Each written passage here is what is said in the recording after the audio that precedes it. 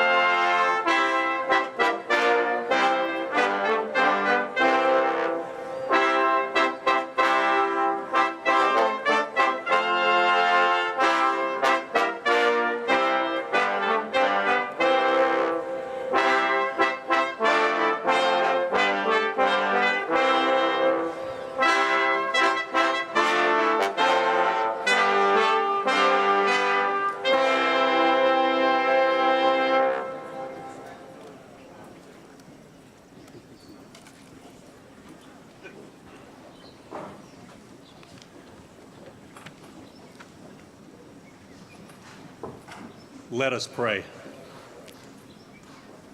Shalom, how magical the sound. Salam, how lofty the thought. Peace, how far the journey. Spirit of life and love, in whose many names we pray, we pause on this special occasion to give thanks. For we have been given many blessings, and we have come very far. As we begin this year with prayers, so also we end it. Turning aside from our busy lives to ask for your blessing on this day of celebration. Let these moments have special significance for each of us, renewing our spirits and bringing fresh focus to our hopes. On this annual occasion in the life of our university, remember before you those of our number who have died during the year. The memory of them is dear to us, and once more we express our gratitude for the many ways in which they served our common life, both in the tasks they performed and in the personal relationships we shared with them. We remember each of them, their families and their circle of friends and associates, in a moment of silence and stillness.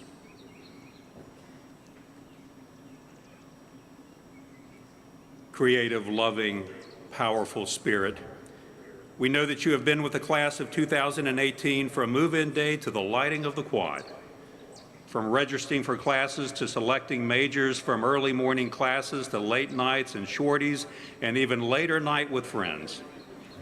Help us to know your presence on this festive morning, especially during these holy days of Pentecost, Ramadan, and Shavuot. Inspire us to listen deeply for your wisdom, in the words of our speakers, to give thanks to you as we applaud the graduates and to praise your many names as we shout for joy. May every accomplishment we celebrate, every hope and dream we propose, be sealed with what God may dispose, and bear the mystic's motto, God willing. Be with us as we celebrate. Amen.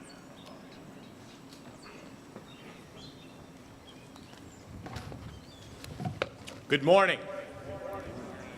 On behalf of the trustees, the officers, the deans, the faculty, and staff, it is my pleasure to welcome you to the 2018 University Commencement Exercises of Wake Forest University. This is a day of joy and celebration in which we confer degrees upon deserving students who have completed their academic studies and now move to the alumni ranks, and upon those whom we honor with degrees for their accomplishments, service, and values. We also honor the service of faculty who are moving to the emeritized status. Commencement is the central event in the academic life of a university. Today, we honor the undergraduate, graduate, and professional students of the class of 2018 from Wake Forest College, the Graduate School of Arts and Sciences, the School of Business, School of Divinity, the School of Law, and the School of Medicine. We welcome families, loved ones, and friends of these graduates and friends of the university who join us today. Several members of the Wake Forest University Board of Trustees are on stage today, and I ask now that they stand and be recognized.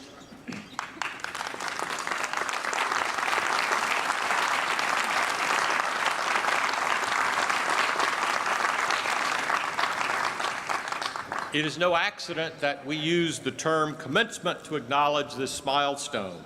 It is much a beginning as an ending.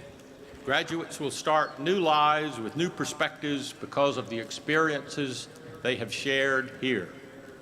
They also enter a new phase of their connection to this place.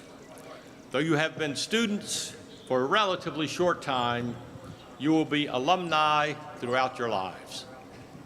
As we send you forth, we look forward to welcoming you home to Wake Forest many times. Thank you.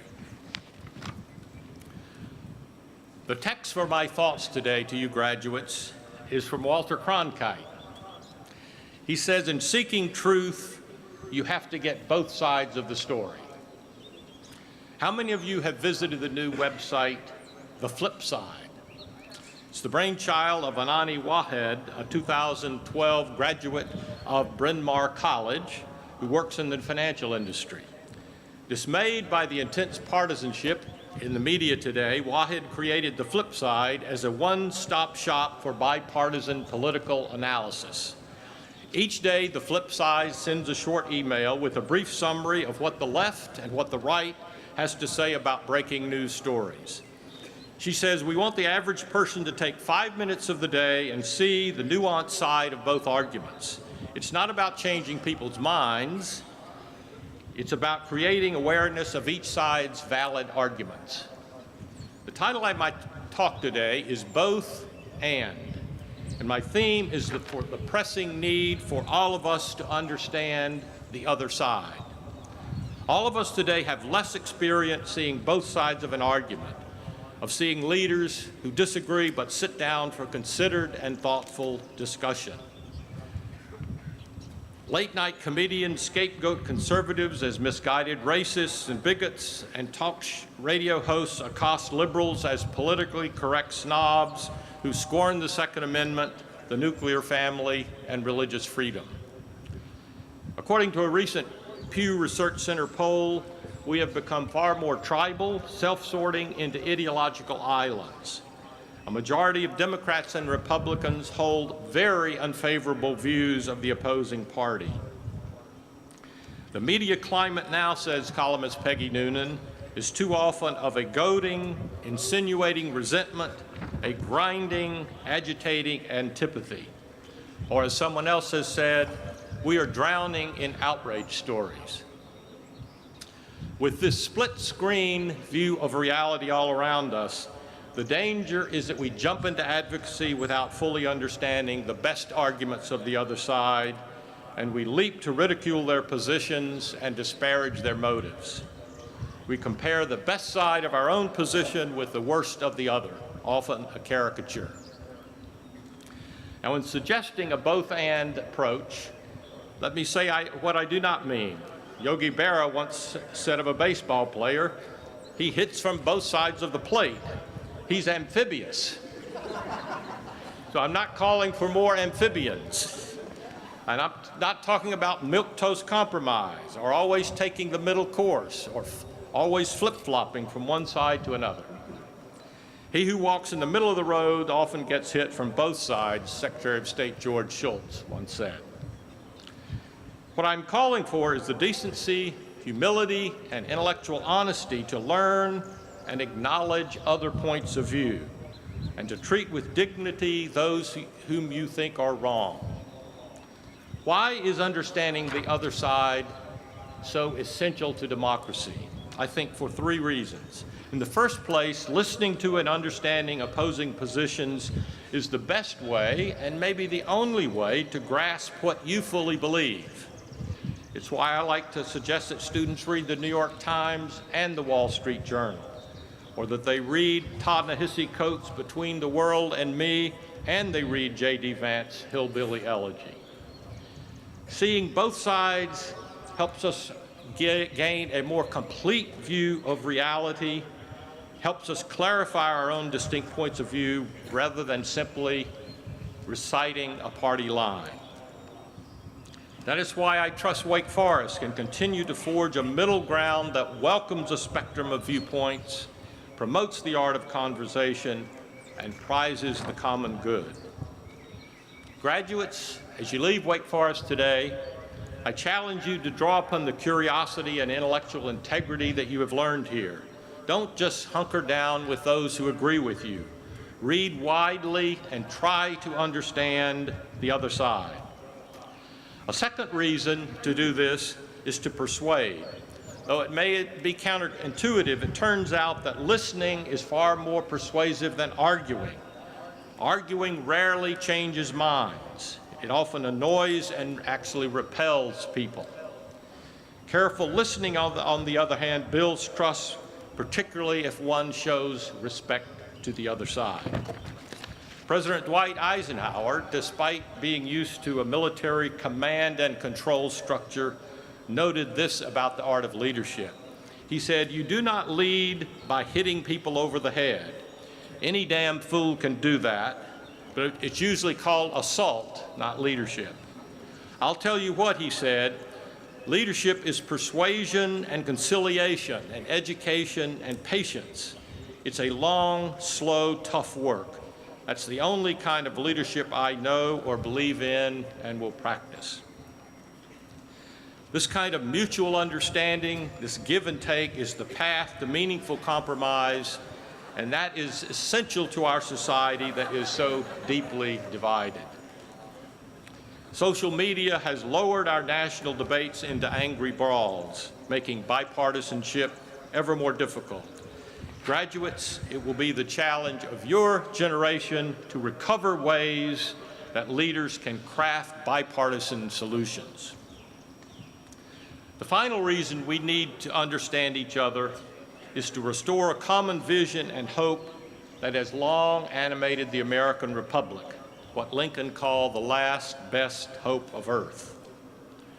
After surveying the decline and polarization of the small town in which he was raised, Port Clinton, Ohio, Professor Robert Putnam concludes that the major problem is a radically shriveled sense of we. The American dream has morphed, he said, into a split-screen nightmare.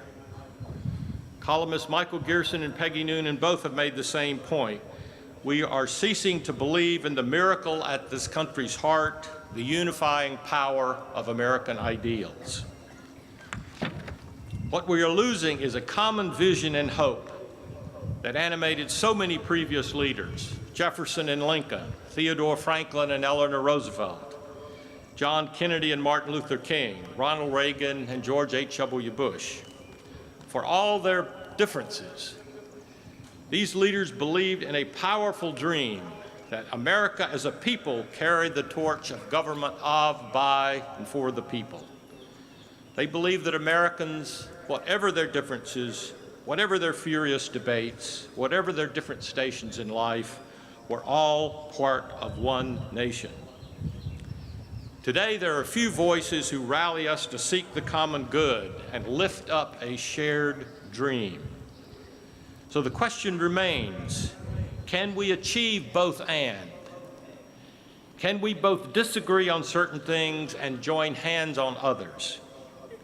Can we say with Lincoln, who proclaimed, even beset with the scourge of civil war, we are not enemies but friends. We must not be enemies. Can we identify with Martin Luther King, who appealed to the same mystic chord of memory? I have a dream, he said, that my 4 little children one day live in a nation where they will not be judged by the color of their skin, but by the content of their character. He said, with this faith, we will be able to transform the jangling discords of our nation into a beautiful symphony of brotherhood. Do we have any vision like that of Ronald Reagan, who in his 1989 farewell address returned to the theme of America as a shining city on a hill? And how stands the city on this winter night, he asked. After 200 years, he answers, she still stands strong and true on the granite ridge, and her glow has held steady no matter what the storm. And she's still a beacon, still a magnet for all who will have freedom, for all the pilgrims from all the lost places who are hurtling through darkness towards home.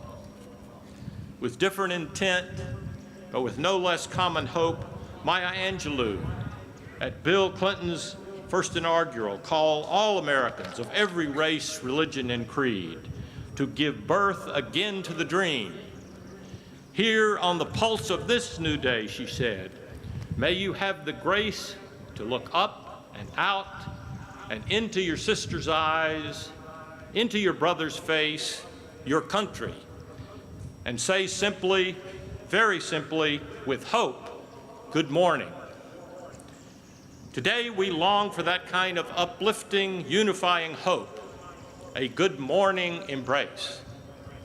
Rekindling that dream can only begin with listening to the other side. So today, as you depart Wake Forest, I call upon you to pursue both and, to hold out your hand, look into the eyes of your sisters and brothers, open your ears, and listen. Thank you.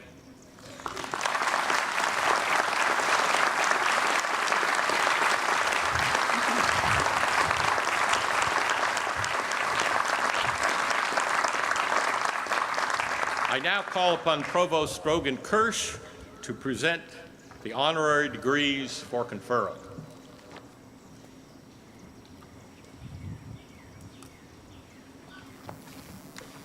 Thank you, President Hatch, and good morning. Doctoral degrees are awarded not only for completion of a course of study and the production of original scholarship that has the potential to improve the world, but also for actual accomplishments. Today, our university honors 5 individuals whose extraordinary accomplishments and values are well aligned with those of the university.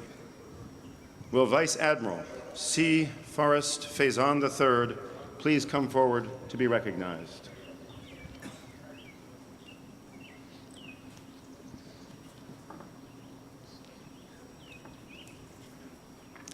As the Navy's Surgeon General since 2015, Vice Admiral C. Forrest Faison III oversees a global network of 63,000 men and women who provide health care support to the U.S. Navy, Marine Corps, their families, and veterans.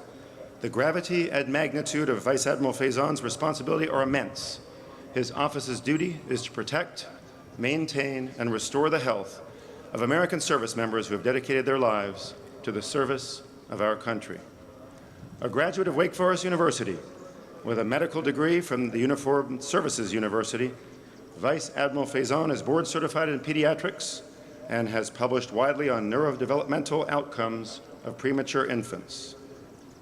For ensuring that America's military and their families receive an unmatched level of health care, for your commitment to holding your Corps to the highest professional and ethical standards, and for showing far-sighted vision by fortifying Navy medicine now and for years to come, C. Forrest Faison III is recommended for the degree of Doctor of Science. Upon the recommendation,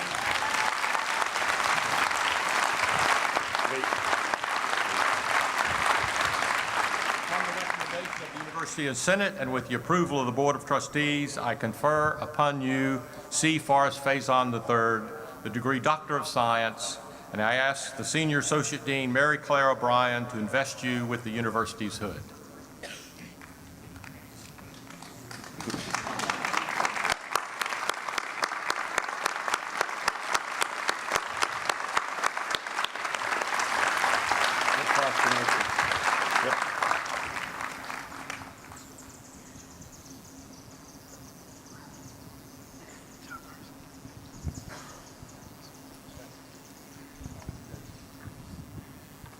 Will Carla Harris please come forward to be recognized? In 2013, Carla Harris achieved national prominence when she was appointed chair of the National Women's Business Council by President Barack Obama. Ms. Harris was already a recognized leader in the financial industry with a stellar 30-year career on Wall Street that has led to her current position as Vice Chairman, Managing Director, and Senior Client Advisor at Morgan Stanley. The recipient of honors and accolades too numerous to mention, Ms. Harris was, for example, named to Fortune magazine's list of the 50 most powerful black executives in corporate America and to Essence magazine's list of the top 50 women who are shaping the world. Ms. Harris has a Bachelor of Arts degree in economics and an MBA from Harvard University, but her exceptional talents extend well beyond finance. She's the author of 2 books and an engaging public speaker who offers Carla's Pearls of Wisdom, her advice for navigating the realities of the workplace. Her voice touches the world through music as well. Ms. Harris is an accomplished gospel singer with 3 albums, and her solo concerts have sold out Carnegie Hall 5 times. Her commitment to giving back is felt deeply by those in her community. She provides educational opportunity through the Carla Harris Scholarship and has held key leadership positions with philanthropic organizations like the Morgan Stanley Foundation and the Food Bank for New York City. For inspiring others to thrive by remaining true to your authentic selves, for reminding us that a life well lived explores avenues beyond one's profession, and for embracing the spirit of pro humanitate by using your financial, inspirational, and musical talents to improve the world around you, Carla Ann Harris is recommended for the degree of Doctor of Laws.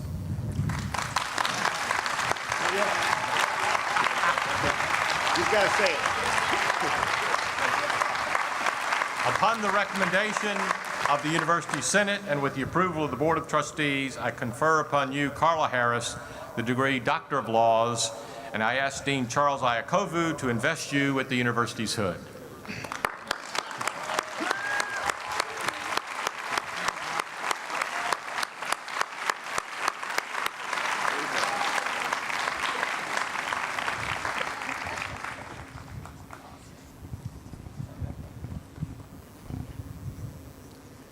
Our next honorary degree to Lawrence Joel is awarded posthumously. Will Deborah Joel and Tremaine Joel please come forward?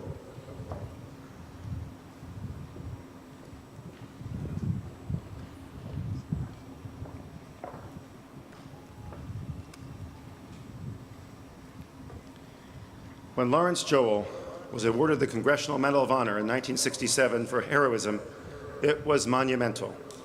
He was the first medic to receive the award for service in Vietnam, the first living African American to receive the honor since the Spanish-American War in the previous century, the first enlisted man to receive the medal from President Lyndon Johnson, and the first, and still the only, native of Winston-Salem to receive the nation's highest combat service award. As an Army medic, Joel distinguished himself in battle on November 8, 1965, when his Army paratrooper squad was ambushed. Facing hostile fire without regard to his personal safety, and despite being shot twice in the leg, he bandaged wounds and inserted IVs for 24 straight hours. Joel is credited with saving 13 lives that day. President Johnson, in a ceremony at the White House, spoke of Joel's very special kind of courage, the unarmed heroism of compassion and service to others. Upon his return, Winston-Salem's mayor declared Lawrence Joel Day, a celebration marked by a downtown parade with 30,000 citizens lining the streets and more than 2,000 military servicemen marching by to salute him. Lawrence Joel passed away in 1984. His name has been honored at the Lawrence Joel Veterans Memorial Coliseum here in Winston-Salem and at various sites across the country. For serving as an example of bravery and selflessness under the most adverse conditions, for demonstrating humility in accepting the Medal of Honor on behalf of those who lost their lives, and for uniting our Winston-Salem community behind a collective respect for courage, perseverance, and resourcefulness, Lawrence Joel is recommended for the degree of Doctor of Laws, presented posthumously.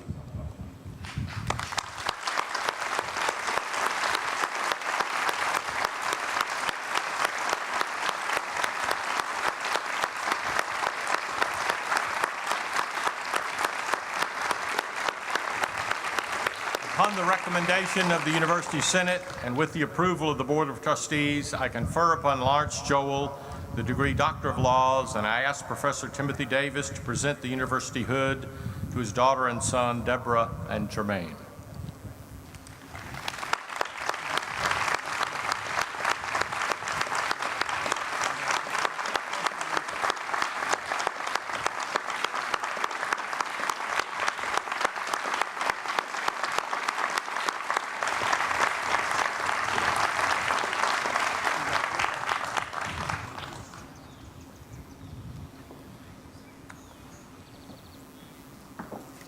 Will Daniel R. Porterfield please come forward to be recognized?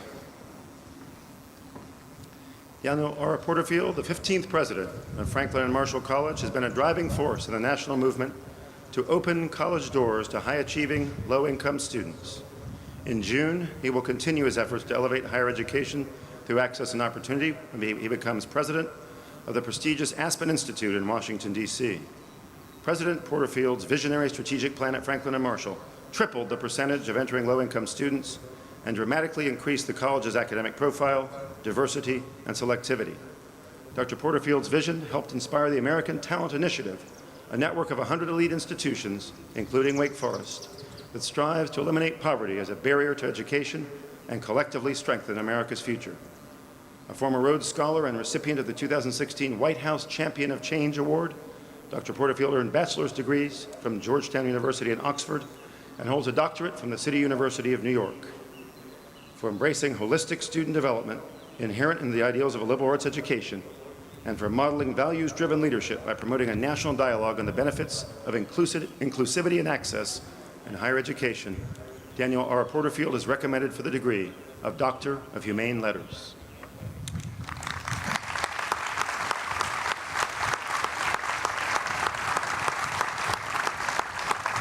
Upon the recommendation of the University Senate and with the approval of the Board of Trustees, I confer upon you, Daniel R. Porterfield, the degree Doctor of Humane Letters, and I ask Dean Michelle Gillespie to invest you with the university's hood.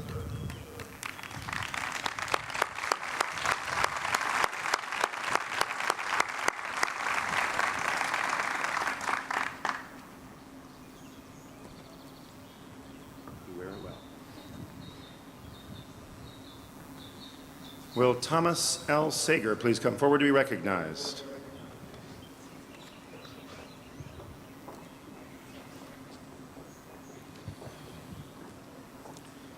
Thomas L. Sager, a son of Wake Forest Law School and the former legal counsel of DuPont, developed the industry standard for diversity in the legal profession. Mr. Sager spent his early professional life as a lawyer in a large global company, observing what was good, what was bad, and what needed improvement.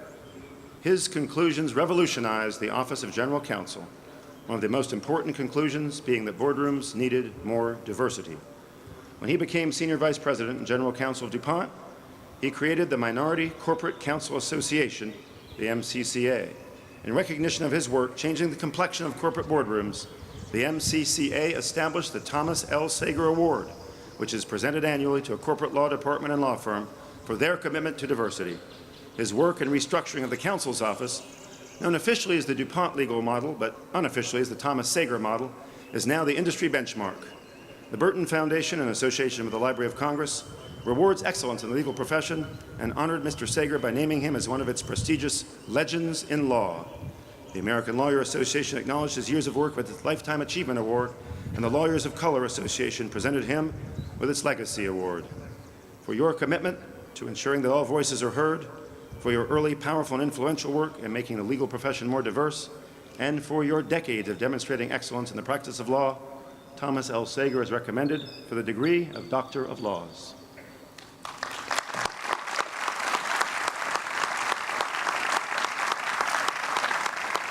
Upon the recommendation of the University Senate and with the approval of the Board of Trustees, I confer upon you, Thomas L. Sager, the degree Doctor of Laws, and I ask Dean Suzanne Reynolds to invest you with the university's hood.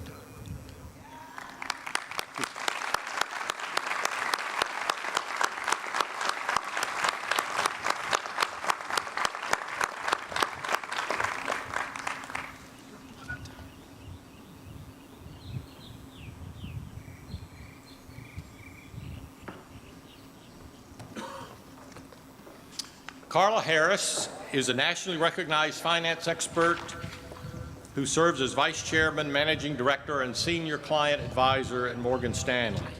She is a proven champion of diversity and equity in the workforce. Her experiences led her to write 2 books on how to excel in a competitive environment, but her influence outside the boardroom has also been powerful encouragement to many. She has used her time to help the neighbors in her community, and she has used her passion to become an accomplished gospel singer. She has used her vision to challenge and inspire the next generation of industry leaders. And she has used her voice to call us to become better organizations, professionals, friends, and people. Carla Harris may be the only Fortune 500 executive who has sold out Carnegie Hall 5 times. I'm certain she's the first Wake Forest commencement speaker to do so. Please join me in welcoming Carla Harris for the commencement address.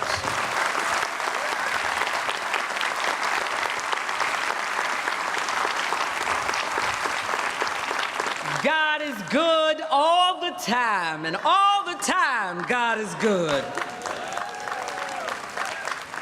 Good morning to President and Mrs. Hatch, Provost Kirsch, deans, my fellow honorary doctorate recipients, trustees, esteemed professors, staff, parents, family, and invited guests.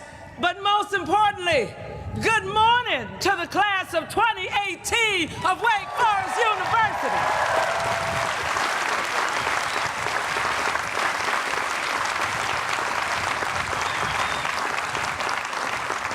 It is sincerely an honor and a privilege to be here this morning to deliver this commencement address. It is also quite special to receive this distinction of an honorary doctorate from an institution whose mission is to emphasize exceptional teaching, discovery, and student engagement within a dynamic academic community.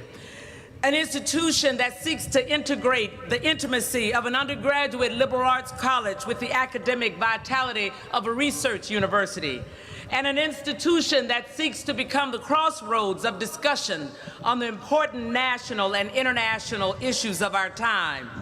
For indeed, it is an institution that understands the power of choice, the unpredictability of chance, the certainty of change, and the strength of courage. And graduates, that is exactly what I want to talk to you about today: choice, chance, change, and courage. Now let's talk about choice. As you have no doubt already learned, choice is a very important, very powerful thing. Every choice that you make has a consequence. As you go forward from this day, I will urge you, when faced with a choice, choose the options that position you to be a leader. Choose the options that create a multiplier effect, and make the choice that will inevitably push and stretch you the most. When choosing the option that allows you to lead, you are choosing to make life happen instead of letting life happen to you. Graduates, you must be intentional about being in the driver's seat of your life. While clearly God is in charge, it is His grace and mercy that will allow you to exercise your free will to drive your dreams, your goals, even your promotions and your career choices. Do not wait for someone to choose you. Choose yourself. Do not wait for someone to offer you the promotion. Step up and say that you want it. Choose to lead. If you are making the choice to lead, then you must know something about power and influence. Power is the ability to make things happen by your own efforts or provoking someone else's efforts to get something done. Having power is part reality and part state of mind. One secret about power is that you grow your power by giving it away. The more that you empower others, the more powerful you will become. With respect to influence, remember that being influential is about four things: how you show up, what you say, how you act, and what you do. How you show up is all about, are you leading unapologetically, unabashedly, in a very authentic way? What you say, are you willing to speak up? Remember, graduates, that when you use your voice, the organization will hear it. And the more they hear it, the more they will want to hear it, and they will solicit your voice. Then you can use silence as power. Are you liberal with giving praise to others in your work environment? Remember that people behaviorally respond much more to praise than they do to criticism. How do you act? Are you building allies? Are you presenting yourself as constructive and productive? What is your body language communicating? Are you assembling to gather relationship currency? While your performance currency will be important in your life, the relationship currency is far more important. What you do you empower other people? Graduates, I tell you that leadership is indeed a journey from execution to empowerment. When you are just starting out in your career, yes, you are an individual contributor. But as you move up, you must evolve from someone who is just executing to someone who is developing other leaders or empowering other people. Choosing to be a leader means to understand that effective leadership in the 21st century will not be based solely on your functional expertise, but rather on consensus building, the ability to collaborate, to build bridges across obvious divides, to tolerate others' points of view. But you must be able to not only have a vision, but to be able to articulate a vision and inspire, not require, other people to line up behind you. Make choices that have a multiplier effect, not only helping you, but helping someone else at the same time. Your choices, your actions, your words, your examples touch other people. They impact others. And as the Bible said, it's only what you do for others that will really last. So you must take your life from success to significance, and that is all about taking who you are and what you have to help other people. There is a family member or a friend in the audience today that now has the courage to pursue their dreams, or they're that much closer to believing that they too can go for it simply because you made the choice to come here to Wake Forest University. You made the choice to hang in there and get through it. You made the choice to pursue excellence, and now you must make the choice to apply what you have learned fervently so that your example and your presence touches as many people as possible. Finally, with respect to choices, make the choice that stretches you the most, the one that makes you feel like you are reaching way past your comfort zone, because that will be the choice that will yield the largest returns. Now, y'all remember, I'm a banker, so it's all about returns. Don't worry about the pressure, because as the great Billie Jean King said, pressure is a privilege.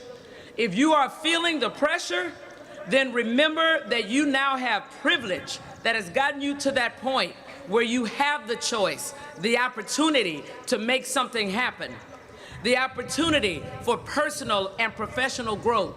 And that is indeed a privilege, because many today do not have that privilege. Now let's talk about chance. There will be things that will happen in life that you cannot predict. You cannot predict the timing. You cannot predict the severity. You cannot predict how it will transpire. When that happens, graduates, remember that if you have arrived at this moment, then you have everything that you need in order to prevail in that moment. Or as I like to say, if God brings you to it, then he'll bring you through it. And where he guides, he provides. Just stop and look around you and note that you already have the answer to how to get through situations. You learned something here at Wake Forest. You have learned that you can have an experience, that you can have access to a relationship, and that you have access to an experience that will help you navigate any situation. Remember that when a crisis comes, you should respond, not react. When you are reacting, you are coming from that human place that responds to stimulus, fight or flight. But when you respond, you are coming from that power that is within you, that power that leverages your strength of discernment, that confident place that says, no matter what this really is, I know that I will prevail victoriously because I am a winner and I know how the story ends. That is how you respond when chance happens in your life. Now, sometimes chance will be a positive thing, and when that happens, you just ride the wave. You also have to be willing to take a chance on making a mistake. Don't be afraid of making mistakes. They are a valuable and valid part of your life. Remember that everybody makes mistakes, but what makes you stand out is how and if you get up. The key to making mistakes is to leverage the lesson into the next opportunity. Don't let it be a career-limiting occurrence, and never let anyone else tell your story about the mistake. Own your narrative. Never let anyone else tell your story. It's your story, your narrative, your spin. Giving away your narrative is akin to giving away your power. Now, change is inevitable. Growth is good. Change is a fact in all of our lives. You are not the same person today that you were yesterday. Despite the fact that change is indeed a constant, most people are afraid of change. People are afraid of change because they fear the unknown. And remember, at the end of the day, you have to be willing to let something go in order to get to your next level. Or as I once read, you cannot get to second base with your foot still on first. You have to be willing to let it go. Graduates, I'm telling you today that not only should you not fear change, but in fact, you must embrace it and drive it. You will all be working in dynamic, competitive environments where you will need to innovate in order to capture leadership positions for your department, for your companies, and other organizations. In order to get comfortable going into the unknown, I want you to look at your own individual track records. You have a long list of successful firsts. And remember that if you did it before, you will be able to do it again. Now, most people don't like change because it involves taking risks. And taking risks is an essential component of leadership. And the only reason, as I told the graduates of the School of Business yesterday, the only reason that we don't take risks is that we're scared. We're just scared. It's fear. And graduates, hear me clearly. Fear has no place in your success equation. Fear has no place in your success equation. Anytime you approach anything in your life, personally or professionally, from a position of fear, you will always underpenetrate that opportunity. And now finally, courage. Graduates, so much of what you will encounter as leaders will not require your intellect. It will not require your experience. It will not require your money, but in fact will require your courage. As I've had the privilege of spending lots of times with lots of companies in many different industries. They struggle with innovation. They struggle with managing multicultural and multi-generational workforces. And then I see leaders struggle with big operational capital allocation and human capital decisions, or managing and transforming their company cultures. Or then I see people today struggling to speak to each other, struggling to embrace another's point of view. And I realize that it all comes down to courage. If you are going to lead, then I tell you that you must have courage. It takes courage to be intentional about bringing in people that are different than the traditional professionals in a respective company. It takes courage to recognize, admit, and to overcome our propensity to have bias, both unconscious and conscious. It takes courage to say to your organization, we haven't found a woman or a person of color to fill this position yet. Let's wait a little longer. Let's look a little longer. Let's cast a wider net. It takes courage to speak truth to power about the microaggressions that might cause a company or an organization to lose its pipeline. It takes courage to call a thing when a thing is a word that no one wants to hear. It takes courage to convince an organization that diversity and inclusion is not only the right thing to do, but rather the strategic and commercial thing to do. It takes courage for organizations to recognize that there is value in letting people be their authentic selves, their spiritual selves in the workplace, particularly when it fuels success. It even takes courage to bring your authentic self to work. Yet in order to be a powerful, impactful, even transformational leader, you must be authentic. In my first book, Expect to Win, authenticity is the very first chapter. In it, I write that you are your own competitive advantage. Nobody can be you the way that you can be you. Anytime that you attempt to be someone that you are not, then you will create a distinct competitive disadvantage. Powerful, impactful leaders consistently surround themselves with the best and the brightest, people who are smarter than them. So in order to have the confidence to do that, you must be confident in yourself. You must have your authentic self present.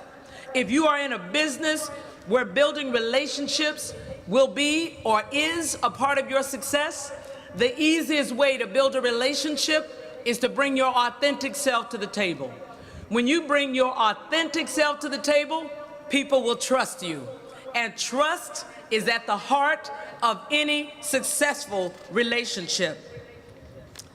Graduates, own this moment. Own this moment. Own the choice, the chance, the change, and the courage. All of you have traveled a powerful journey from high school to now. You have endured tests, trials, tribulations, and you have arrived at this day with a testimony of what faith, hard work, perseverance, and tenacity can do. You may not yet be all that you want to be, but you are surely not what you used to be. Own that.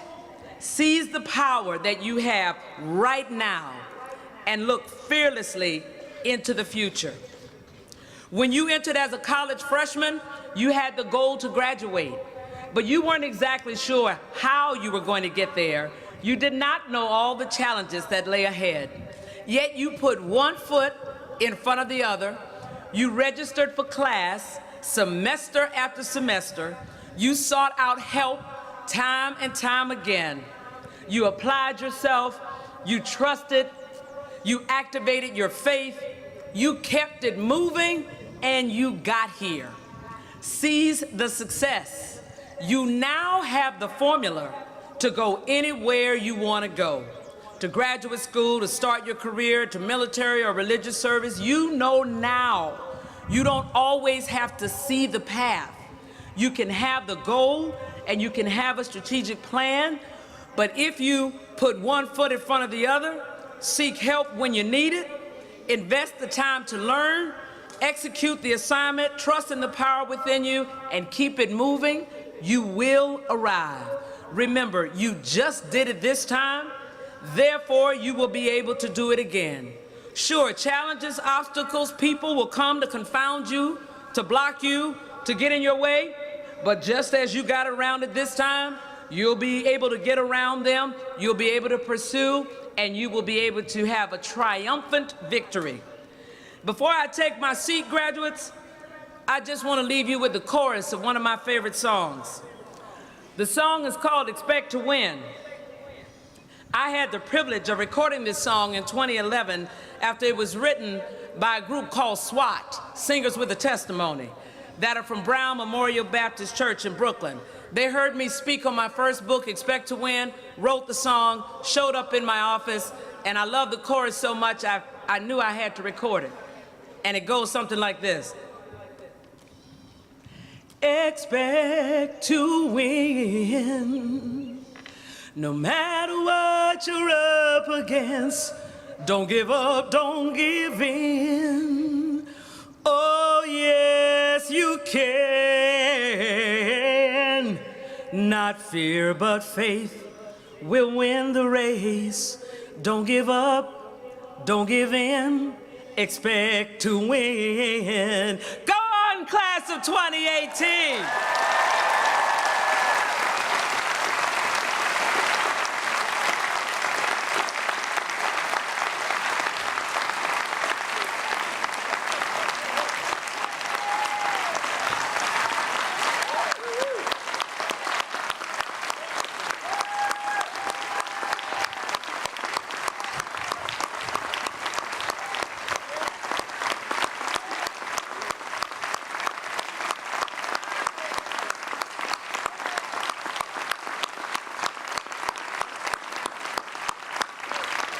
Carla Harris, thank you for your challenging and inspiring message in word and song.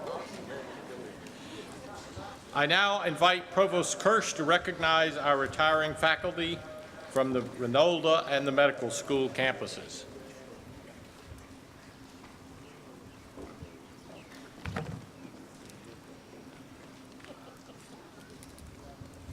We begged her to sing. And we're so glad she did. 32 years ago, I sat where you do now. As I was awarded a Wake Forest Bachelor of Arts degree, I was attracted to Wake Forest in no small part because of the faculty, especially their demonstrated commitment to student engagement, and then as now, to educating the whole person. I know so many of you have the same close connections with your Wake Forest teachers. And just as you graduates will soon begin a new phase of your life, so too will several members of our faculty. 29 Wake Forest University faculty will retire at the end of this academic year. Each has served our university with distinction and commitment. I draw your attention to pages 5 through 8 of the commencement program, where the names and citations of all 29 retiring faculty are listed. It is now our privilege to recognize those retiring faculty who join us today. From the Renolda campus, Patricia C. Dixon, Senior Lecturer of Music, 38 years of service.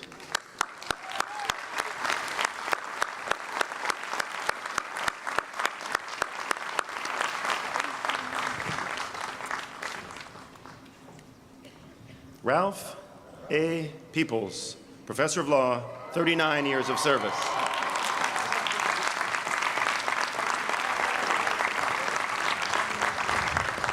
I'm listening to the insults.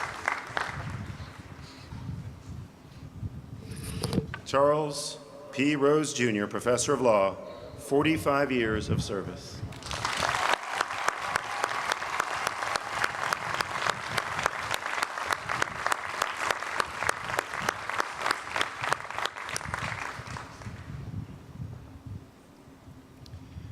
Robert K. Walsh, Dean Emeritus and Professor of Law, 29 years of service, 18 of those years as Dean of the School of Law.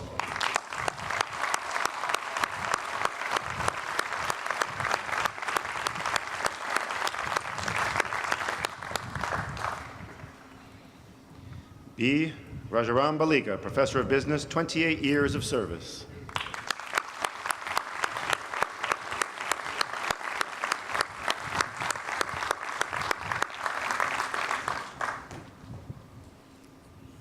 Brooke A. Saladin, Associate Professor of Business, 35 years of service.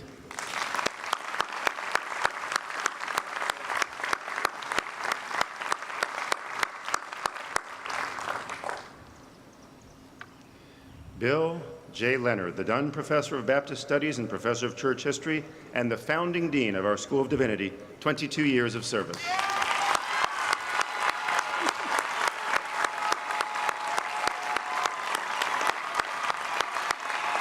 Look at him.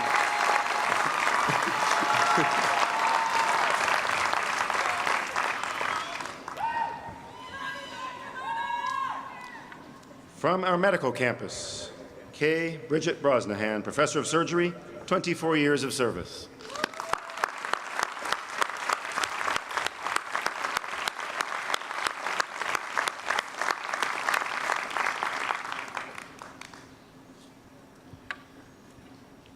Michael L. Coates, Professor of Family and Community Medicine, 20 years of service.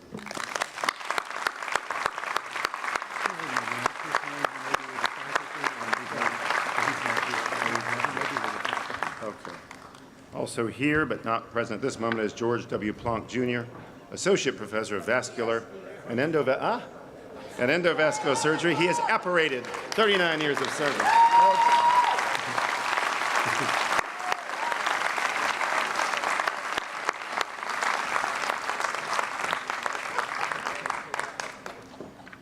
We wish all of you well in the next stages of your journey, and we thank you for your loyal and committed service to Wake Forest University.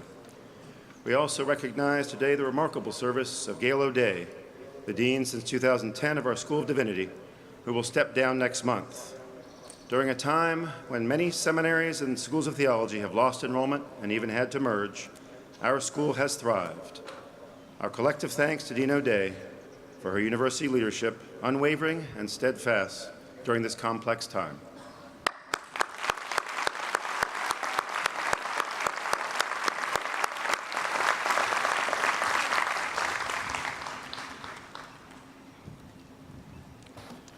The deans of each of our schools and the college will formally present their candidates for degree now. I call upon the Dean of the Graduate School of Arts and Sciences, Bradley Jones, to present his candidates for degree.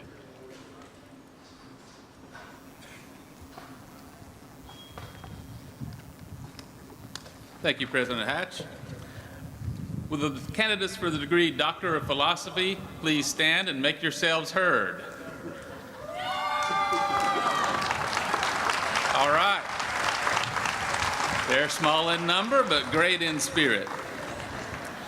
President Hatch, these candidates have completed all the requirements for the degree Doctor of Philosophy, and it is with great pleasure that I present them to you on behalf of the faculty of the Graduate School of Arts and Sciences for conferral of their degree. Under the authority of the Board of Trustees and upon the recommendation of Dean Jones and the graduate faculty of the Graduate School of Arts and Sciences, I confer upon you the degree Doctor of Philosophy.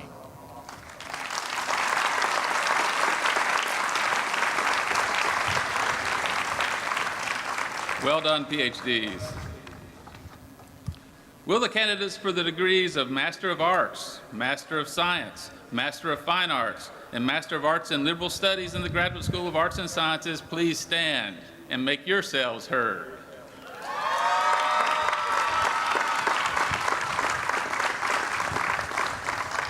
Much better. President Hatch. President Hatch, these exceptional candidates have completed all the requirements for the master degree, and it's with great pleasure that I present them to you on behalf of the faculty of the Graduate School of Arts and Sciences for the conferral of their degree. Under the authority of the Board of Trustees and upon the recommendation of Dean Jones and the Graduate School of Arts and Sciences faculty, I confer upon you the degrees of Master of Arts, Master of Science, Master of Fine Arts, and Master of Arts in Liberal Studies as is appropriate. Well done, Masters.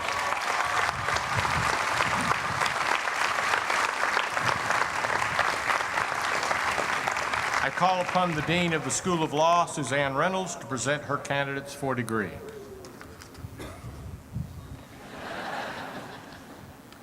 Will the candidates for the degree Scientia Juridici Doctor please stand, and let's hear it from all the lawyers.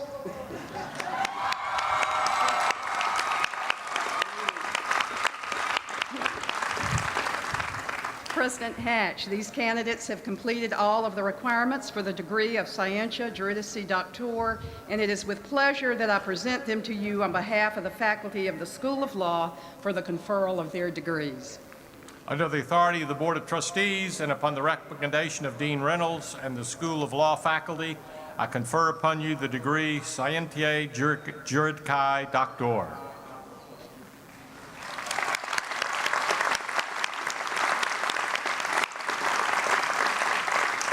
Again, hearing from all the lawyers, will the candidates for the degree Master of Laws in American Law please stand?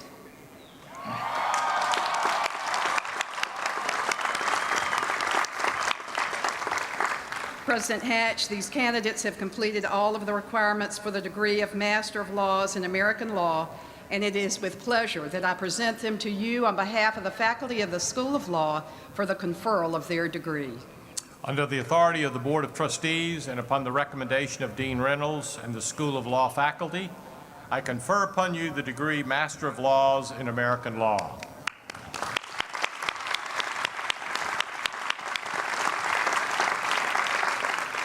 Okay, lawyers, will the candidates for the degree Juris Doctor please stand?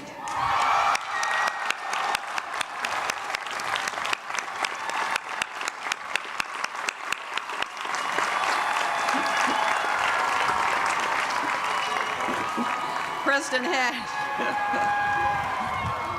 you gotta love the lawyers.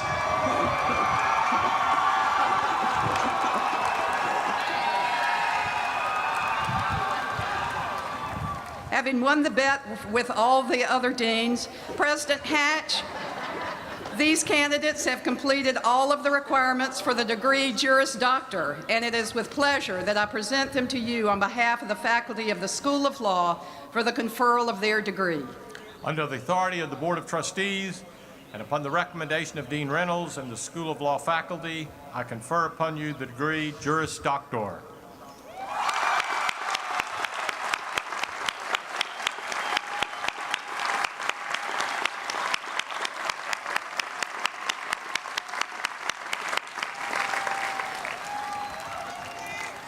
Way to go. Once more with feeling, will the candidates for the degree Master of Studies in Law please stand?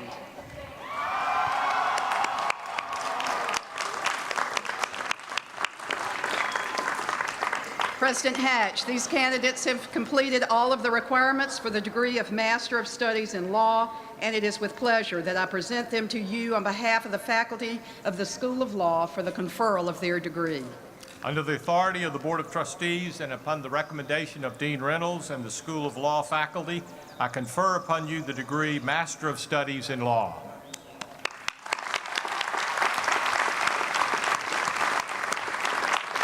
I call upon the Dean of the Wake Forest School of Medicine, Julie Freischlag, to present her candidates for degree.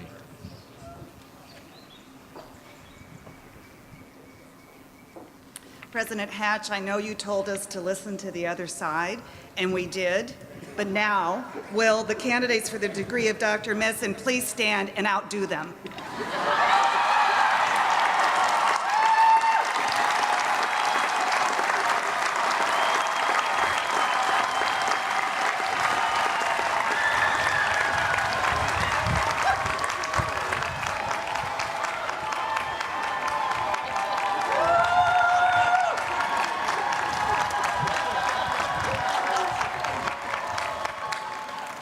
You gotta love the doctors. President Hatch, these candidates have completed all of the requirements for the degree Doctor of Medicine, and it is with extreme pleasure that I present them to you on behalf of the faculty of the School of Medicine for the conferral of their degree. Under the authority of the Board of Trustees and upon the recommendation of Dean Freischlag and the faculty of the School of Medicine, I confer upon you the degree Doctor of Medicine.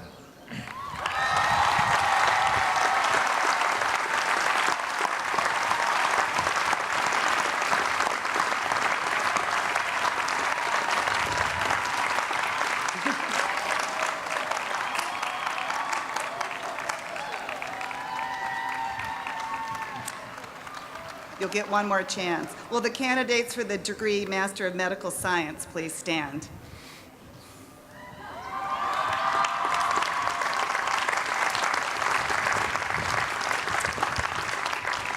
President Hatch, these candidates have completed all of their requirements for the degree Master of Medical Science, and it is with pleasure that I present them to you on behalf of the faculty of the School of Medicine for the conferral of their degree. Under the authority of the Board of Trustees and upon the recommendation of Dean Freischlag and the faculty of the School of Medicine, I confer upon you the degree Master of Medical Science.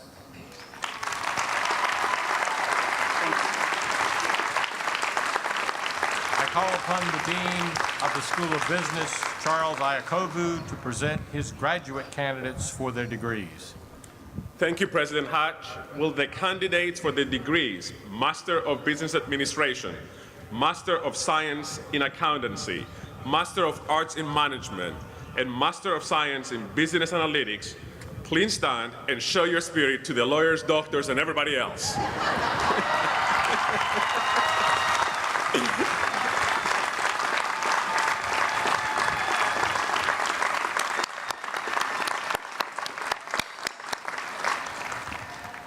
President Hatch, these outstanding candidates have completed all of the requirements for their respective graduate degrees in the School of Business, and it is with pleasure that I present them to you on behalf of the faculty of the School of Business for the conferral of their degrees.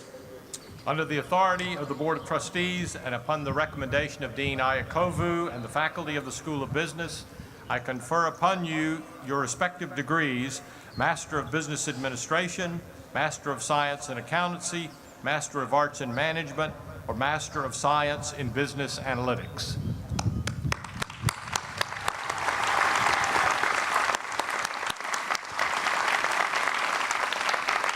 I call upon Jill Crainshaw, the Interim Dean of the School of Divinity, to present her candidates for degree.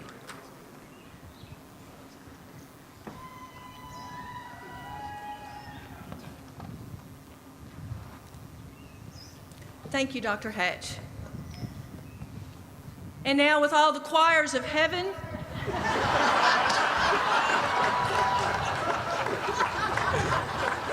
will the candidates for the degree Master of Divinity please stand and make your hallelujahs known?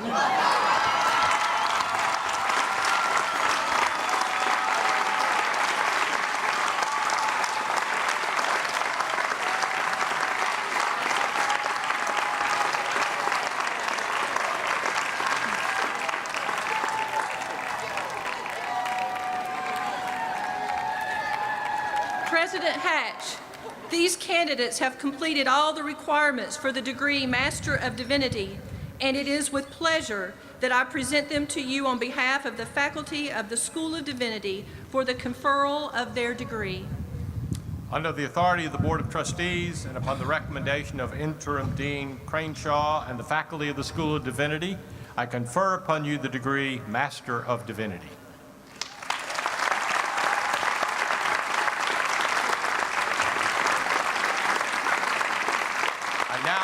Call upon the Dean of Wake Forest College, Michelle Gillespie, to present her candidates for bachelor degrees. Will the candidates for the degree Bachelor of Arts please stand and make yourselves heard now and forever?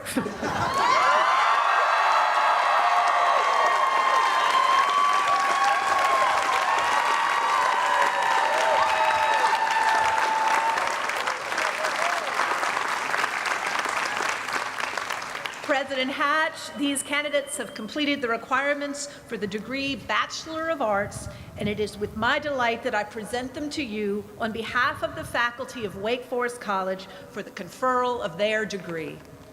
Under the authority of the Board of Trustees and upon the recommendation of Dean Gillespie and the faculty of Wake Forest College, I confer upon you the degree Bachelor of Arts.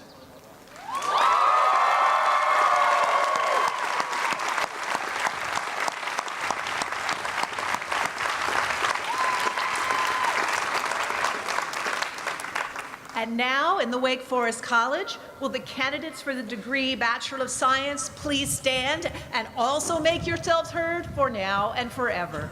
I,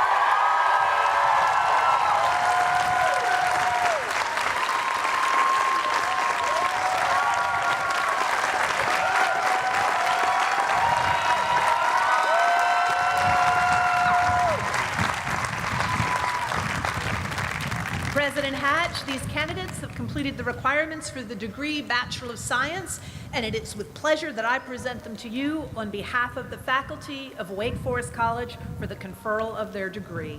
Under the authority of the Board of Trustees and upon the recommendation of Dean Gillespie and the faculty of Wake Forest College, I confer upon you the degree Bachelor of Science.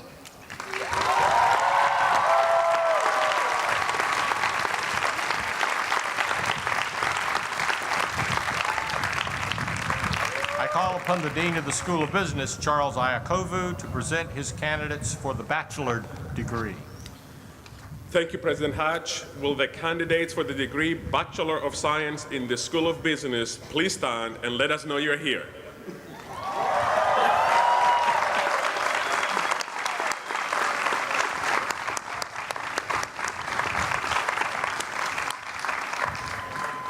President Hatch, these candidates have completed the requirements for the degree Bachelor of Science, and it is with pleasure that I present them to you on behalf of the faculty of the School of Business for the conferral of their degree. Under the authority of the Board of Trustees and upon the recommendation of Dean Iacovu and the faculty of the School of Business, I confer upon you the degree Bachelor of Science.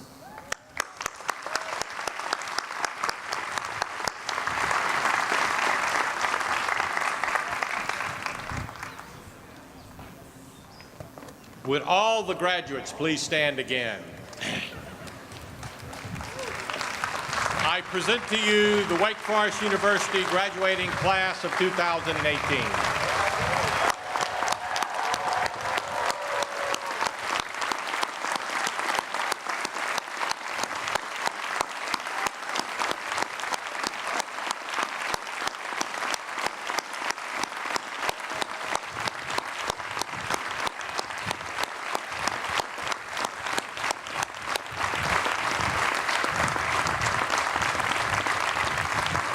Please be seated. Let me offer each of you our deep congratulations. As you move on, know that here, among the red brick, the wrought iron, the magnolias, and the tens of thousands of call themselves Wake Foresters, you will always have a home. I now call upon Lieutenant Colonel Melissa Ringheisen, Chair, Department of Military Science, for the ROTC commissioning.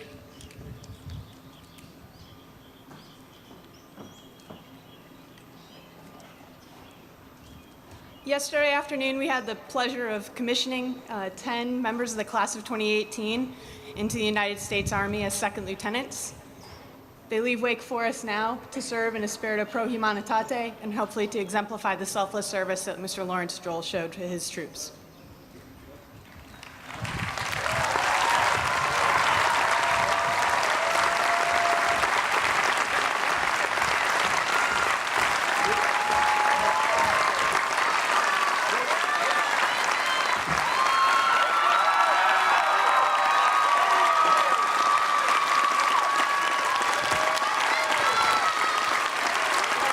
Lieutenants, raise your right hand and repeat after me. I state your name. Having been appointed an officer in the Army of the United States in the grade of second lieutenant, do solemnly swear that I will support and defend the Constitution of the United States against all enemies, foreign and domestic, that I will bear true faith and allegiance to the same, that I take this obligation freely without any mental reservation or purpose of evasion, and that I will well and faithfully discharge the duties of the office upon which I am about to enter. So help me God. Congratulations, lieutenants.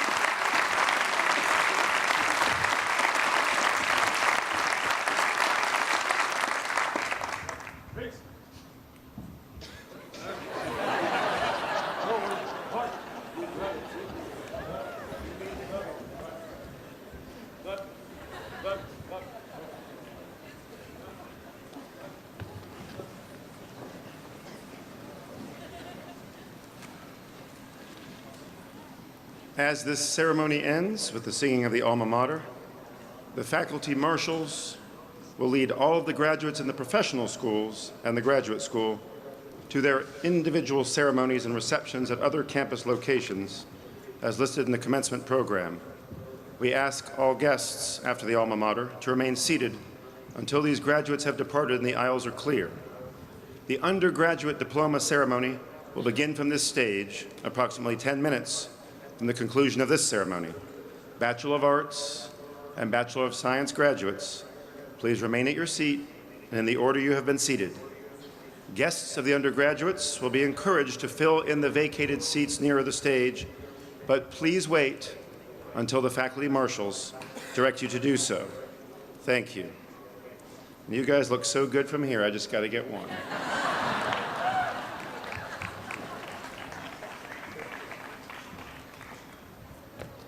The 2018 University Commencement Ceremony will now conclude with the benediction by Ms. Naila Fazi, Program Director for Muslim Life, followed by the singing of the Alma Mater, led by members of our music faculty.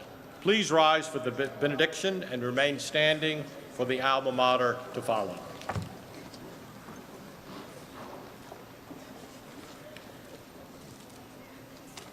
We seek now guidance and blessings upon our graduates.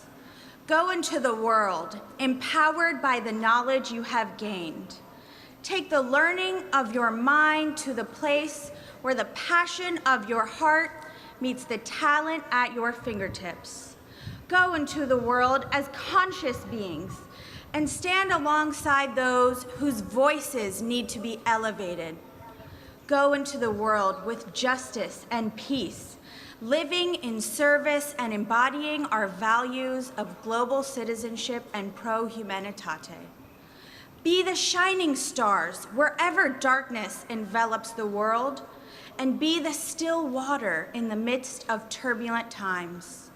Be among those who take on trials and challenges with confidence and grace, with hearts that are tranquil and humble, tongues that are wise, and eyes that are capable of crying. Go into the world with the courage to realize your dreams. Go with love, compassion, and empathy for all those who cross your path, today and always. Go in peace. Amen.